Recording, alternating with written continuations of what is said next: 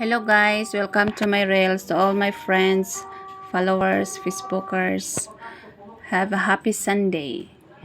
Ang pulong akong i-share karon atong basahon sa Juan chapter 4 verse 24. Ang pulong nag-ingon, ang Dios Espiritu ug kadtong magsimba kaniya kinahanglang magsimba diha sa Espiritu ug sa kamatuoran. Atong nahibal-an na God is a spirit, so atong masinati, atong mahibal-an na adunay Holy Spirit sa atong panimalay, sa atong kaugalingon, kung adunay kalipay ug gugmag kalinaw diha sa matag usa kanato. Atong basahon sa Galatia chapter 5 verse 22, ang pulong nag-ingon, apan ang Espiritu naghatag sa gugma, kalipay, kalinaw, pailob, kaluoy, kaayo, pagka maminatud-on, pagka mapaubsanon o pagka mapinugnanon sa kaugalingon. Kining mga butanga wala mahisupak sa bisan unsang balaod.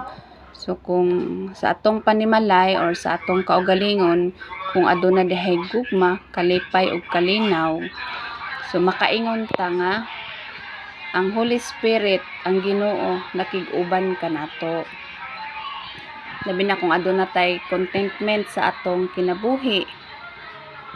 So makaingon kita nga ang Ginoo anaa sa ato ang kaugalingon.